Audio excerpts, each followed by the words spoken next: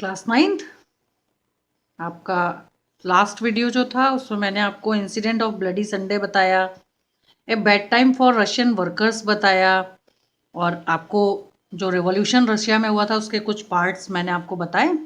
इस वीडियो में हम क्या करते हैं कि जो ड्यूमा एक कंसल्टेटिव पार्लियामेंट जार के द्वारा सजेस्ट की गई थी, हम उसके बारे में आगे बात करते हैं कि जो कंसल्टेटिव पार्लियामेंट ड्यूमा के तौर पर वहाँ पर इस्टेब्लिश हुई। क्या हुआ कि बाद में खुद जार को ही क्या करना पड़ा कि उस पर रेस्ट्रिक्शंस लगाने पड़े, क्योंकि जो वर्कर्स थे वे अपनी डिमांड्स को लेकर अपनी भावनाओं को रोक नहीं पा रहे थे।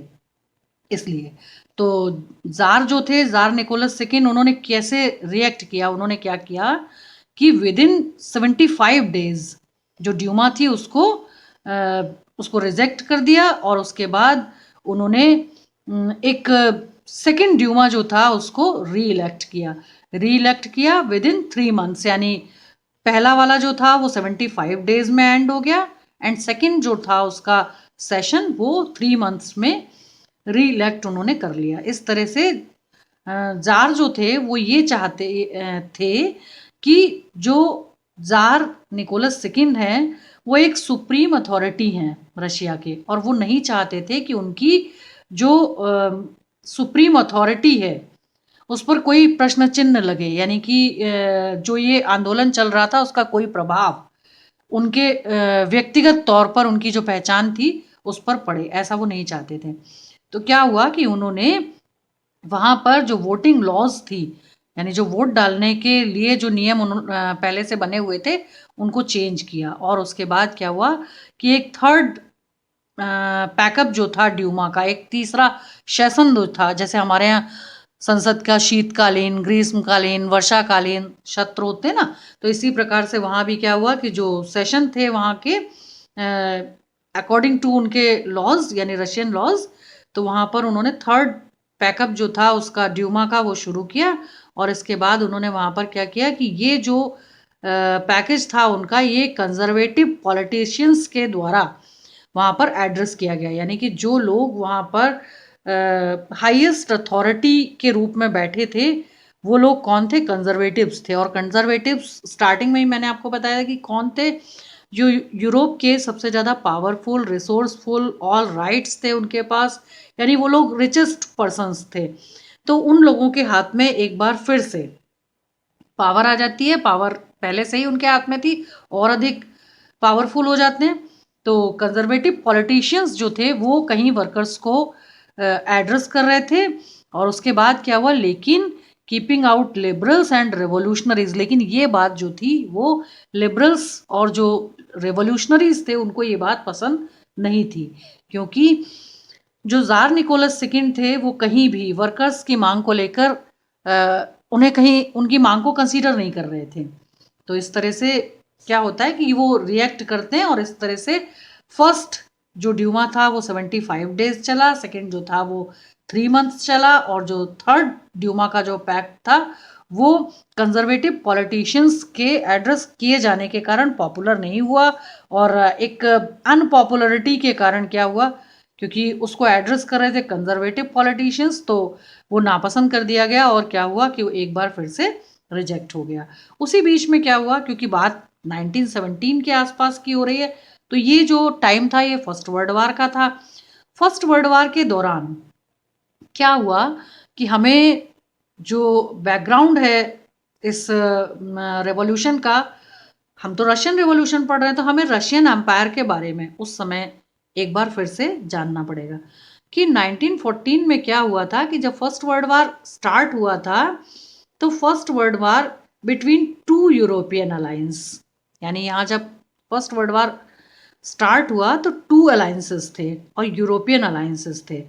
तो यहाँ पर क्या हुआ, जो अलायंसेस थे उसमें फर्स्ट थे Germany, Austria and Turkey, central power कहलाते थे। Germany, Austria and Turkey central powers कहलाए, एंड फ्रांस। और सेकंड थे Britain and Russia, later Italy and Romania also, बाद में इसमें इटली और रोमानिया भी शामिल हो गए। This war was fought at global level, यानी जो फर्स्ट वर्ल्ड वार था वो विश्व स्तर पर लड़ा गया, इसे फर्स्ट इंडस्ट्रियल वार कहा गया। बहुत सारे जो न्यूली इवेंटेड जो वेपन्स थे उनको फर्स्ट टाइम यूज़ किया गया था, इसे इंडस्ट्रियल वार कहा गया। मैसिव स्केल पर इन आर्म्स का उपयोग किया गया, बहुत सारे लोग इसमें मारे गए इस युद्ध में, तो एक ग्लोबल लेवल पर लड़ा गया ये युद्ध था। उसके बाद क्या हुआ कि जो ज़ार निकोलस सेकंड थे वो चाहते थे कि मैं रशिया की तरफ से जो है वो रशिया के लोगों का सपोर्ट मुझे इस लड़ाई में मिले, और उन्होंने डिसाइड किया कि रशियन आर्मी जो है वो क्या करेगी कि मेरे कमांड में वर्ल्ड वार में पार्टिसिपेट करेगी, और इसके बाद जो उनका डिसीजन है उसको वेलकम करते हुए क्या करेगी कि बैटल फील्ड में चली जाएगी, और इस तरह से क्या होगा कि हम वर्ल्ड वार में अपने आप को प्रेजेंट कर पाएंगे। उसके बाद लेकिन इस युद्ध में क्या हुआ था कि डिफीट ऑफ रशियन आर्मी, जो रशियन आर्मी थी उसकी पराजय हुई। तो defeat of Russian army was shocking and demoralising, यानी रशियन आर्मी की पराजय होती है इस लड़ाई में, और जब पराजय होती है तो क्या होता है कि जो रशियन आर्मी थी वो बहुत शॉक्ड थी उसे, क्योंकि क्या हुआ था कि जो समाजवाद के कारण आंदोलन चल रहा था, लोग इसे इतने असंतुष्ट थे कि बहुत बेहतर प्रदर्शन वो इस युद्ध में नहीं कर पाए, जिसके कारण क्या हुआ कि वो बहुत शॉक्ड थे, और क्योंकि हार गए थे इसलिए डिमोरलाइज हुए, यानी कि उनका जो मनोबल था वो कम हो गया था। Russian army lost badly in Germany and Austria between 1914 and 1916, और इसके बाद क्या हुआ कि रशियन आर्मी ने बहुत बड़ा एक हिस्सा था जो उस समय नेशन स्टेट का, उसे लॉस कर दिया था, खो दिया था। There were over 7 million Russian casualties, और इस लड़ाई में लगभग 7 मिलियन जो रशियन सोल्जर्स थे वो मारे गए थे, और इसके बाद मारे गए थे, और किसी देश के लिए भी इतने बड़े स्तर पर जो कैजुअलिटीज़ हैं वो भुलाए जाने योग्य नहीं होती। As they retreated the Russian army, इसके बाद क्या हुआ कि क्योंकि 1917 की ये घटना थी, उसके बाद उन्होंने रशियन आर्मी को फिर से एक बार क्या किया कि रिट्रीट किया, और उनको उनका जो मॉरल उन्हें मॉरल सपोर्ट दिया, और इसके बाद क्या किया कि उनको उनका जो मैनेजमेंट था उसे इम्प्रूव करने का काम उन्होंने किया। तो इस तरह से ये सारी चीज़ें उन्होंने की, और इसके बाद क्या हुआ कि लगभग 3 मिलियन पीपुल्स थे जिन्हें उन्होंने रशिया में रिफ्यूज़ दी, रशिया में शरण दी, और शरण इसलिए दी कि रशिया में जो रशियन आर्मी थी उसका उसे मॉरली सपोर्ट करने के लिए, और यानी रिक्रूटमेंट प्रोसेस को और अधिक मजबूत बनाने के लिए इस तरह की जो रिफ्यूज थी वो उन्होंने दी। तो एक ये घटना होती है। उसके बाद क्या होता है कि जो फर्स्ट वर्ल्ड वार था उसका रशिया पर प्रभाव क्या हुआ। रशिया पर प्रभाव क्या हुआ कि the war had a severe impact on industry. सबसे ज़्यादा इस युद्ध का जो प्रभाव था वो रशिया के इंडस्ट्रीज पर पड़ा। The country was cut off from the other suppliers of industrial goods by the Germans, यानी क्या हुआ कि जो आपूर्ति थी प्रोडक्ट्स की वो भी कहीं ना कहीं बाधित हो गई थी, और इस तरह से जो औद्योगिक माल जर्मनी वगैरह को जाता था और आसपास जो यानी इंपोर्ट एक्सपोर्ट जो होता था वो कहीं ना कहीं उसका जो बैलेंस था वो बिगड़ गया था।